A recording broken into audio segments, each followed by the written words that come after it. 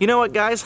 It just occurred to me, I don't think I have a single how-to video on knapping obsidian, and that is absurd. Because I do knap a lot of obsidian, we make a lot of obsidian arrowheads and a lot of obsidian knife blades, and I have no idea why I haven't sat down and napped obsidian with you. So that's what we're gonna do today, and we're gonna nap this guy out. I've already done it, so you're gonna follow along, and we got some beautiful flake scars, and I think we've got some great content for you, so follow along. And if you don't know me already, I'm Ryan Gill with HuntPrimitive, where we entertain, educate, and inspire. And on this channel, we typically do primitive build or hunting videos, and this is obviously a build video. So if it's your first time to the channel, please consider subscribing.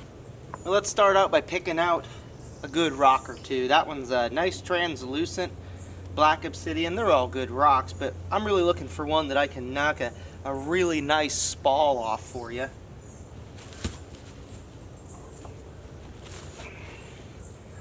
That one looks really nice. This one's going to be more of an opaque obsidian where the other one's translucent. So tell you what, let's take them both, knock a spall off of each one and see what we got.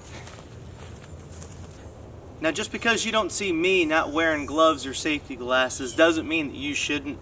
Really, I recommend that you do. Obsidian is incredibly, insanely sharp. So, especially if you're not used to working with it, but probably under every other circumstance, you should probably be wearing some protective gear.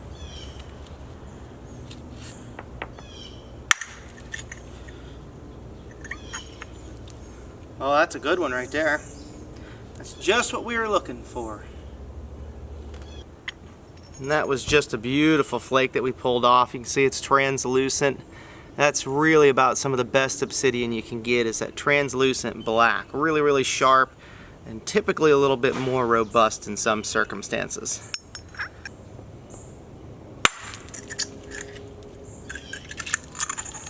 This was a really nice flake also. And although there is opaque obsidian, this is super opaque. I would say this is more of a dacite.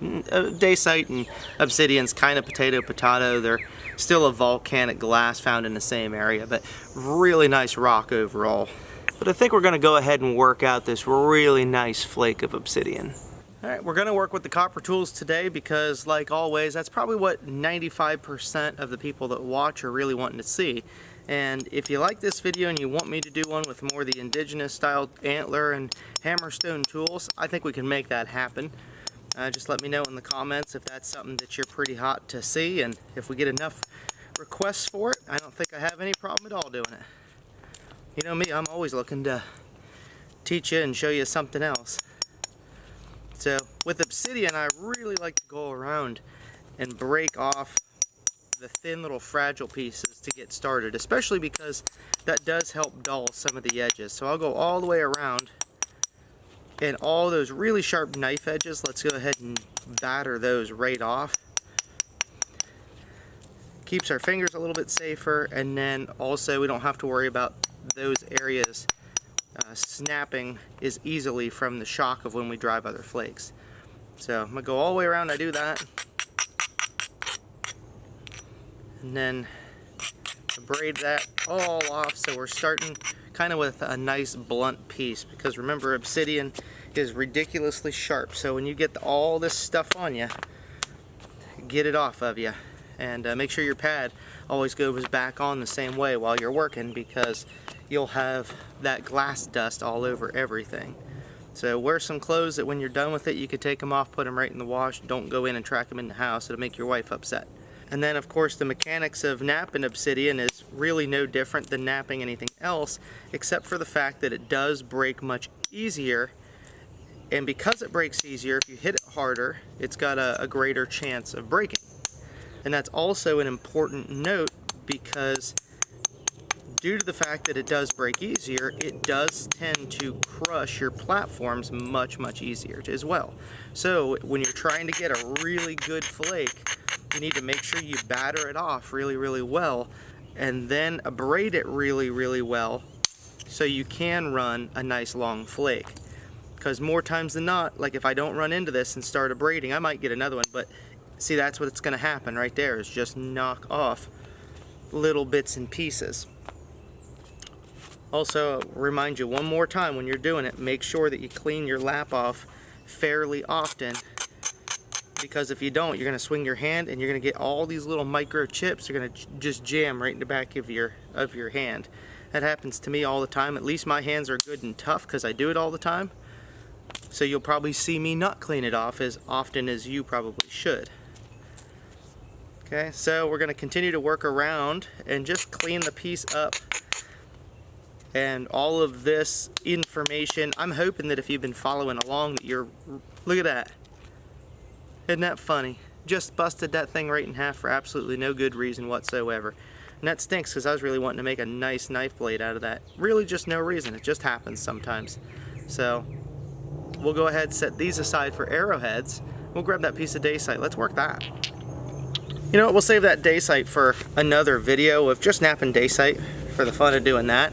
So let's just pop another spall that we like. That's a good one, but that's not the one we want for today, not for the piece that I'm looking to make for you. See how that one is. That one's a really good one too, but honestly that one's so thin and so nice. I'm probably going to set that one aside to put in the box for the customers. That's an easy piece to work. So I'd rather send that stuff along to folks that are buying it to make their own. Ooh, there's another good piece went flying, but we'll get that in a minute. A couple other good pieces. That's another fantastic little one. And this is where you got to be careful with all your stuff. This is a good way to get cut. Go ahead and dump it. Alright, that's a pretty good one. Let's work that one. I think we're in a good spot. We'll go ahead and move that core rock. Alright, I think we'll have a decent little blade out of this one. But as I was saying, as I clean this one up, I'm hoping that if you've been following my channel, especially with the flint knapping, that you've seen the flint knapping for beginners video. And I specifically did that video, and I'm so glad that it's helped a lot of people. But I did that video specifically to really deep dive into how to thin a piece down and really how to get started on knapping. And it was really an in-depth tutorial for beginners, but we had a ton of people that were experienced knappers reach out to me and say how much they picked up just from hearing it from somebody else's perspective. And so it's really helped, even veteran knappers were able to watch that video and take some value from it. So I'll link that video down in the description. I'm assuming that y'all probably seen it unless this is your first time to my channel or watching me flint knap. But just in case, if you don't understand exactly the angles that I'm hitting, that video right there explains all of it. I want to just talk to you a little bit more about obsidian in general as we work through this piece.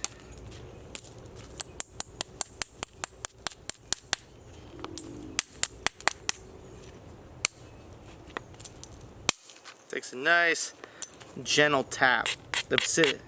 Under no circumstances should you ever really be taking like a bopper and a piece of rock this size and absolutely wailing on it. Even a piece of hard chert, that's not necessary. If you set up your platform, all it is a nice little pop. Well, especially obsidian, you may notice that on some of these hits, to me, it's a really light grip, and I quite literally pop it with my wrist to get the flake that I'm looking for. Because you just don't want to hit this stuff super, super hard.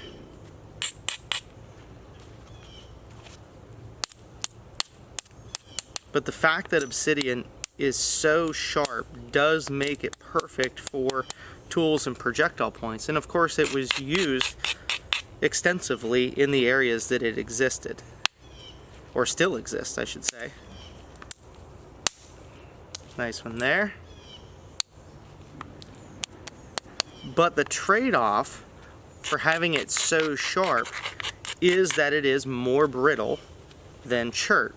And that's kind of what happens with chert as well, or agatized coral, any of that stuff. When it's in its raw state, it's the toughest that it's going to be. But sometimes it's too tough or just inconveniently tough to work, and so that's why you heat treat it. And when you heat treat it, it makes the chert or the flint break easier. It essentially makes it more brittle, but it also in turn makes it sharper, creates a sharper edge when you break it. That's a good one right there. So again, the trade-off to having a really sharp obsidian blade is the fact that it is more brittle or fragile. So you can't quite use it as aggressively as sometimes you can use chert. And the projectile points, for the most part, I'm not saying they always break, but you stand a statistically higher chance of your obsidian projectiles breaking upon impact of the animal. Maybe not on impact, but during the whole hunting experience, than the chert does. But that being said, that doesn't mean that obsidian is a bad projectile for hunting. There's been countless animals taken with obsidian points, and I've taken many with obsidian points, and although most of them break during the experience, it still does a phenomenal amount of damage, and it brings the animal down and it does its job. So a lot of the obsidian points that are in my display case of hunting points, my successful hunting points display case, those are typically snapped off at the base or broken somewhere else in the point. But for a projectile, they really are a great hunting point overall. And since I don't really ever plan on reusing them, it doesn't really matter to me. I like to save them once I kill an animal with it. I would prefer it if they stayed whole, so they were, you know, kind of nice to look at. But nowadays, that's not super important to me, just because I have a pretty big collection. But as far as raw function, there's absolutely nothing wrong with hunting obsidian points. And if you said hunt with an obsidian point or a chert point, which would you typically choose? The only reason that I would choose chert is the fact that it's more regionally located, like, to me. It's just closer to me, where obsidian is on the other side of the country, so it doesn't fit my context of eastern hunting as much. Now when we want to talk about knife blades are a little bit different of a story as well. So you can get still some phenomenal knife blades out of obsidian, and they're very sharp and they'll do some great work.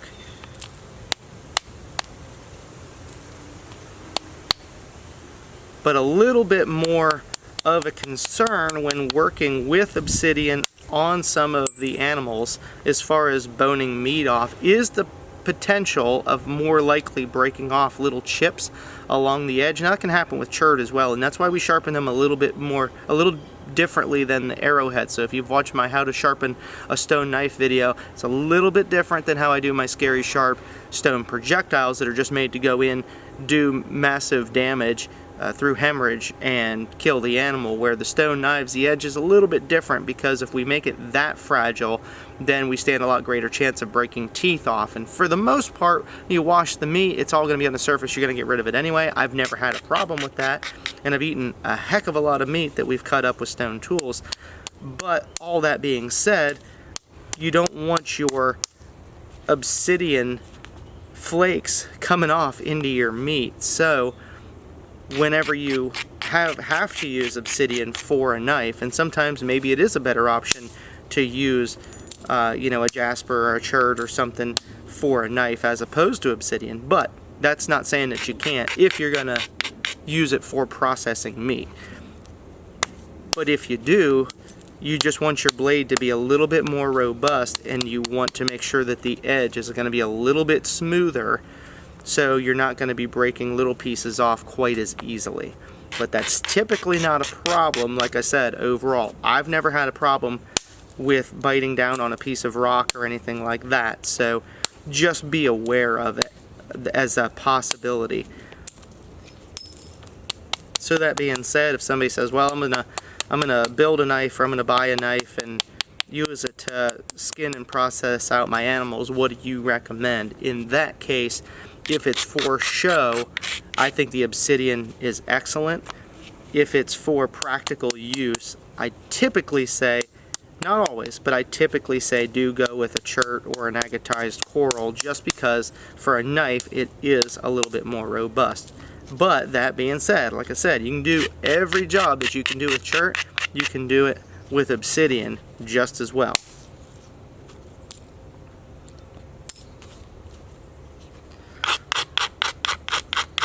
And if you're talking about the early peoples that lived in Oregon or in Mexico or Central America, where most of your obsidian is, they certainly used it for knife blades. So I wouldn't hesitate for even a second to use obsidian as a knife blade. So if you really like this stuff and you want a knife out of it and you want to use it, don't take what I said as discouragement for not using it. I'm just letting you know some things to think about while you're doing it, because like I said, I have no problem turning this into a knife and then going and breaking down a bison with it.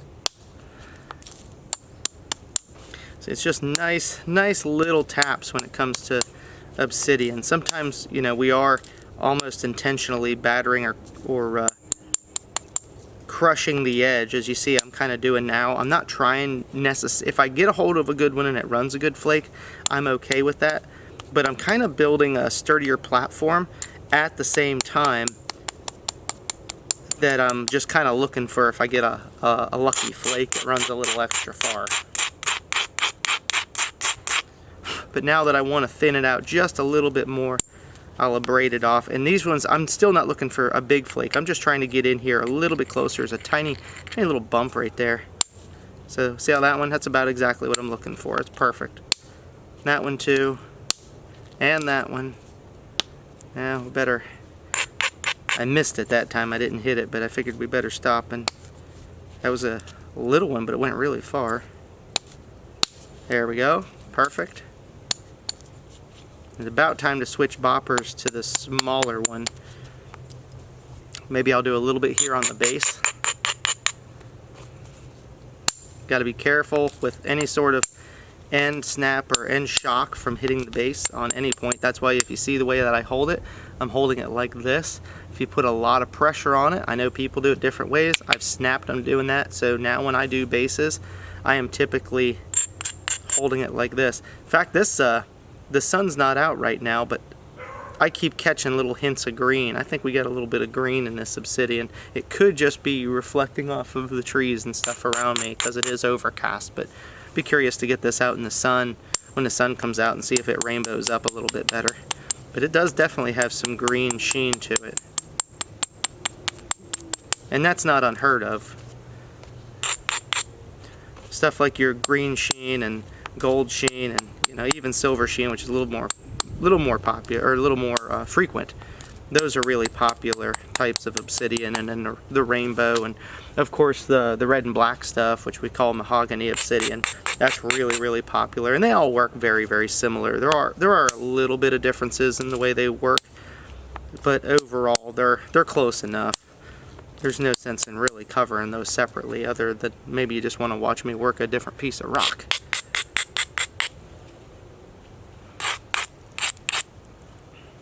Okay, so I'm going to just kind of show you this. This side's nice and flat. Okay, this is the side that we really need to remove the flakes off of. So, but this platform's way too high, so now what I'm going to do is just remove flakes off of this side to batter that edge to move the platform over to this side, so then I can go ahead and kind of remove some of this high stuff here. So just wanted to explain that, but I think you've seen me do that many other times. I'm just battering the edge to raise the platform.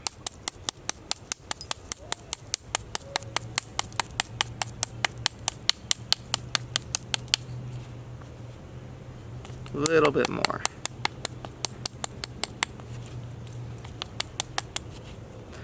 I think that's good.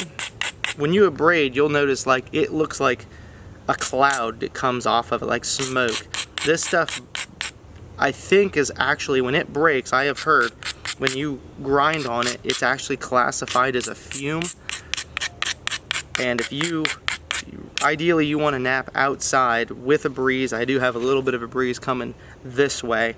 A lot of times I do orient that way. I want that fume to go that way. That's with any flint napping, but especially obsidian.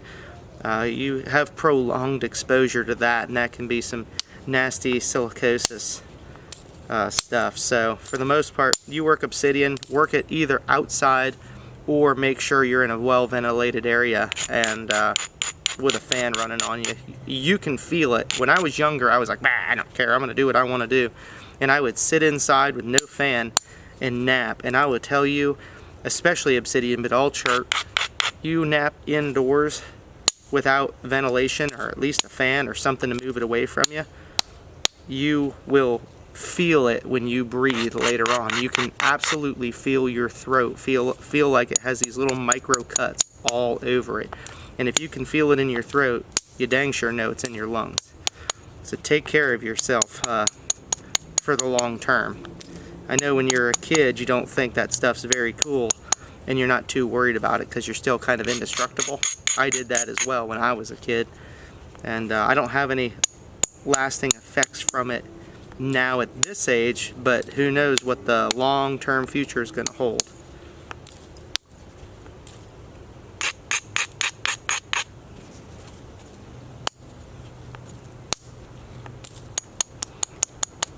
And talking about taking care of your body for flint knapping as well is another just really quick thing to mention that, you know, I don't know if too many people know it. I know a lot of the folks that have been following me a long time do, that I napped for over 10 years with nothing but Aboriginal style tools, hammerstones and deer antler flakers and billets, and I never touched a copper tool until I think I was about 12 years into napping before I ever even picked up a copper tool. I mean, ever picked one up and actually held it in my hand, because I was afraid that if I would use it I would like it, and I didn't want to feel like that I was being dirty and cheating on my Aboriginal tools.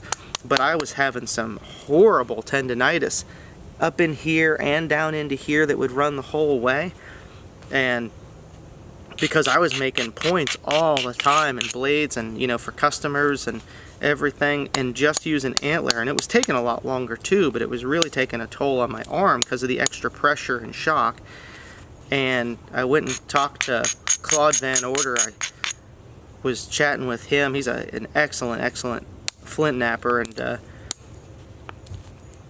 lot more seasoned than I am over the years, and he was talking about how his tendons were absolutely just torn up from a whole lifetime of abo napping. So he suggested that if I was really having problems even at my age, that I should probably think about switching over to copper, at least for some of it. And I let my tendinitis heal up, and then I decided I would go ahead and give copper a go, and I can nap all day now using copper and never have an issue with my tendons. Not at least from napping. Now, I might have some issues from carrying a whole bunch of dang rock around, or unloading a trailer of rock, or something along those lines, but not from napping. But you can see I don't do a lot of swinging really hard, but when you use a lot of those indigenous style tools, sometimes you do have to put a pretty good lick on a really tough piece of chert or coral, where that weighted copper, not only does it grab, but it's weighted up front, and all it takes is just that little tap. And that's, you know, one of the things that makes copper easier to nap with as well. But it makes it a lot easier on your joints. So kind of think about that for your long-term napping as well. I think that everybody should, that is interested in napping, everybody should get a good base on napping with indigenous tools so they can really understand it and respect it. But nowadays, I tell you, I don't see anything wrong with using copper. There's so many good reasons to use it, and just taking care of yourself is reason enough in my book at this point, because it was some really debilitating pain. There was times I couldn't do anything for days because my arm was just in that bad a shape. But man, I don't know if you guys can see. Yeah, you can. Look at the flake scars on that. Man, that is beautiful. Really nice. A lot of them are really parallel flake scars. It almost looks like a cut and ground slab that you do over. It's not quite that pretty, but you know, that was just from a spall, and look at those really nice flake scars, and that's just percussion thus far. I'll switch out to the little bopper, and the reason to do that is it's a little bit less weight, and the contact surface is smaller, so this way I don't have as much collateral damage of trying to hit this platform and accidentally hitting something else. That's really what the different size boppers are about, is being able to get into some tighter spots and remove smaller flakes with percussion. And that's why that littlest one, the little rascal, is such a great little piece to have as well. And I kind of use that that very small little rascal piece interchangeably with indirect percussion. And in fact, now I still use this, but typically the same work that I'm doing with the little one, the little rascal one, I'm now using the indirect percussion stick for. So I haven't made it obsolete, but that free hand where I'm floating out here and I'm tapping, there are some times that I absolutely need it. So that is a great tool to have in your toolbox when you need it. Doing lap napping with it is okay too, but to me, doing that freehand little bops and putting your finger up underneath it, that's what that is really, really good for. So it wouldn't hurt to have both if you wanted to have some options, because you'll see me use this here in just a little bit as well. I've really grown fond of that. But don't give up on that little guy right there. That's a really important tool to have. That's why we include it in most of the kits. So yeah, we're definitely getting close to just kind of finishing this blade out. And I'm probably going to make it more of a bison skinner style of blade when it's all finished out.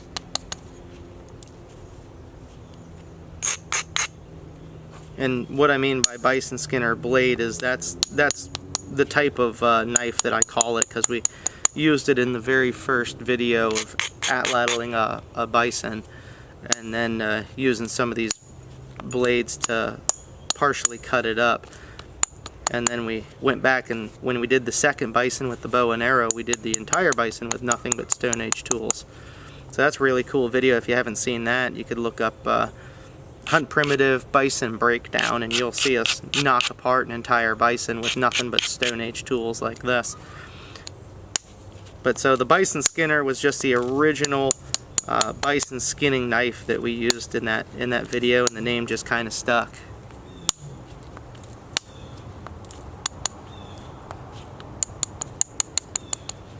So as of right now, it's a little bit closer to my deer skinner style, where it's a little bit wider of a blade.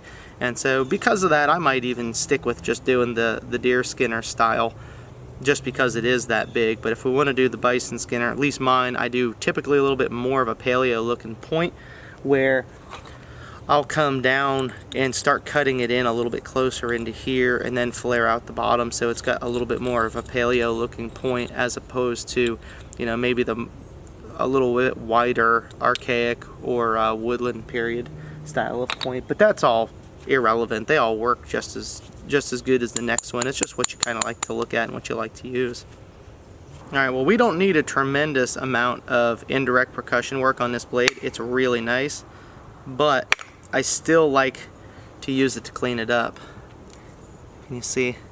We had a weird flake that kind of ran from the tip. This is one that we did when we were kind of thinning the tip, and it ran all the way down here.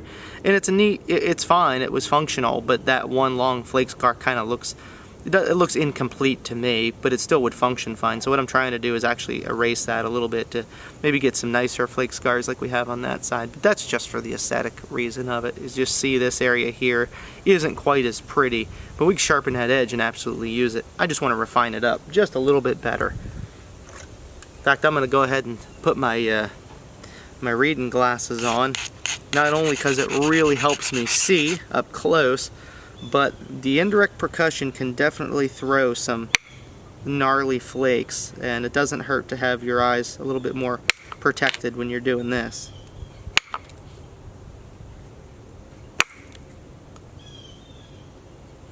Ooh, that was a good one. Look at that. So that one ran all the way across center to there. Be careful too. I did that. My fingers are super tough, but there's a couple just tiny little like fingernail hinge fractures, and I can take my nail and just pop that off.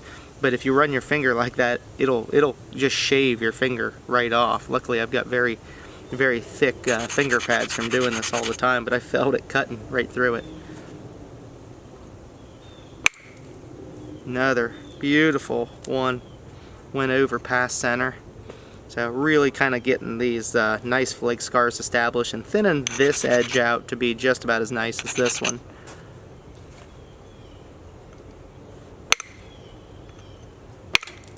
Another really nice one. I won't show you that one yet because it looks the same. You can hear that one come off. Wear pants too, buddy, because it'll shoot these flakes off, and I've got all kinds of cuts on me from being hit with rock, and obsidian's even worse about it. So highly recommend wearing shoes and pants if you're going to do indirect percussion, because those things come off fast and they will just stick right in your leg.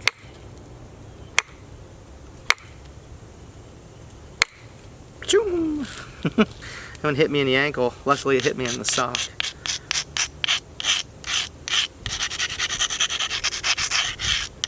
Anybody that's watched me nap indirect percussion and wearing shorts has witnessed firsthand plenty of bloody legs. Because that's exactly where those flakes are going. They're just heading right to your calves and right to your, or that calf, and then right to both ankles.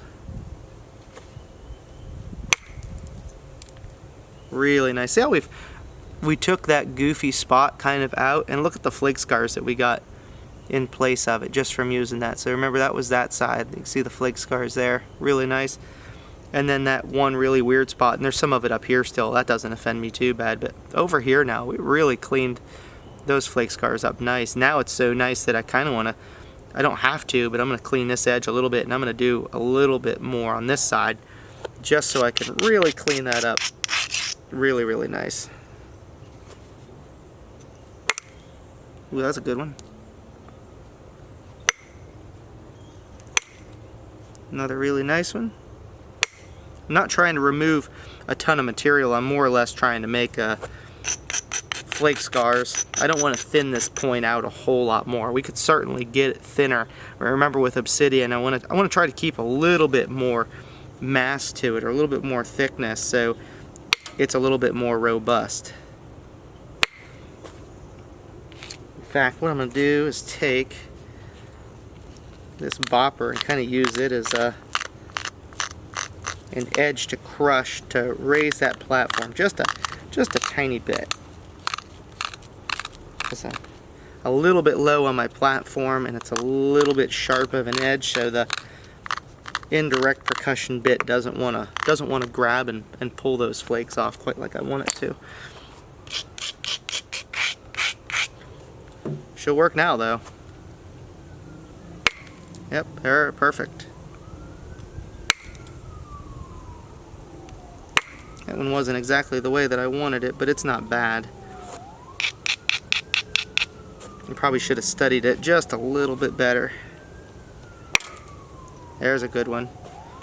It's got met right in the middle. I'll grab something here to fix that up. You see how that met right in the middle on that little fingernail, and I just popped that little fingernail off so it didn't get me. That really makes some beautiful flake scars, doesn't it? Start coming in from one side, overshoot this side, and then overshoot it again this way, so you can kind of see, you know, the feathering out of the flake that was underneath this one. This one came over, and usually it erases that completely, but there was that little fingernail there. All it did was just take it off. So just gives some beautiful, beautiful flake scars to it. So we're almost done with this one.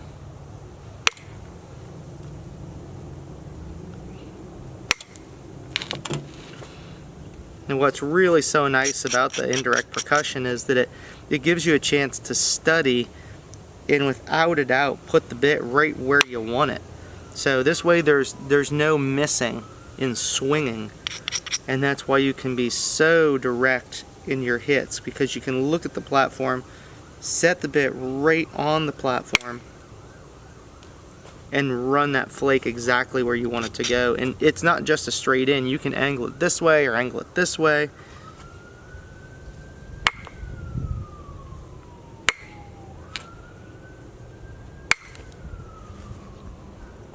That's pretty good. I got one little spot to clean up here. I got a teeny tiny little step fracture there, but that's just nothing to even really worry about. That's just me rushing through that. There's a little spot here I'm not in love with. And since I do really want to make this more of the Bison Skinner style, I don't mind chipping away at some of the width down here at the base, so I can start driving that flake over better that way and remove this one little crummy looking spot. That's perfect. It'll look great when we're done with it.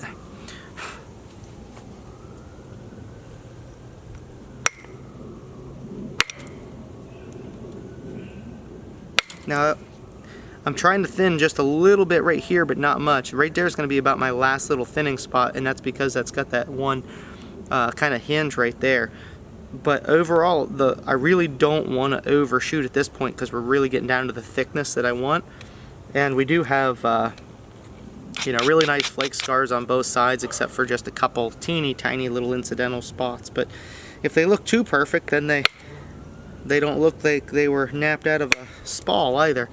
So we're getting right down to that. Let me grab that pick again. That's that micro flaker. So we're another really nice flake scar, and then that's that last little piece right there. So I'm going to go ahead and I'm going to clean this edge up just a little bit so I can really grab a hold of it right here and pop that last little piece off.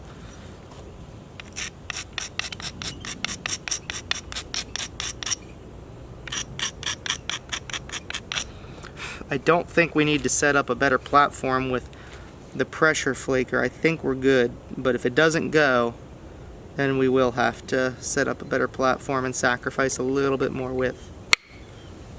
There we go.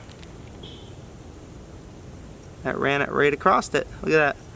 Just perfect. And there's a tiny, tiny little piece left, but that one's so tiny that I'm not too worried about that. We can grab onto that with a pressure flaker, or I don't even have to come to the tip. I could grab onto the pressure flaker with the side. I'll show you doing that.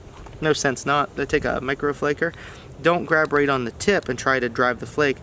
Grab on the actual hinge itself. So reach underneath the point, grab onto just the hinge. You can actually do this in the middle of the point too, by the way. Is if you had a hinge in the middle of the point, you can grab onto it and flake it right in the middle. You don't have to come from the edge all the time. So actually, I'm going to switch out. I want something that's got a little bit better bite to it. I want a piece of copper. Right there. See, that didn't come from the edge. It came from right on that little hinge anyway. And then there's just one more little tiny, it's probably just going to, yep, shatter off is what it did. Perfect. So that spot's cleaned up. And if you don't like the little flake scar that it left behind, then you can just run one or two little flakes right over top of it and it'll erase it. Just like that. Now that whole problem area is gone. You would never knew it was there. There's another little fingernail one.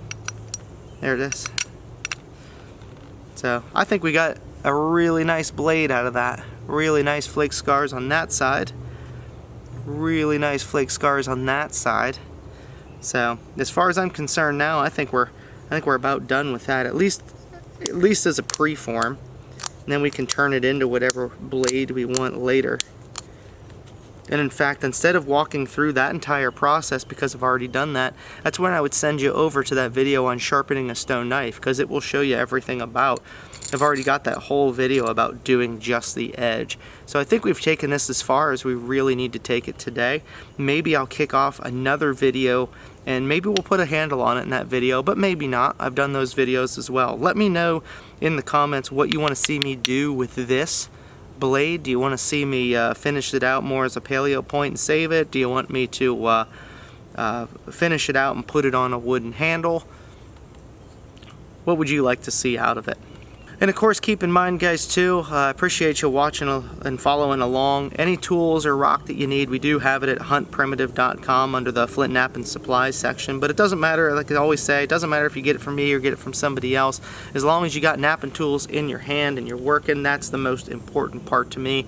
I just love passing along the knowledge. So please get out, and do some flint knapping.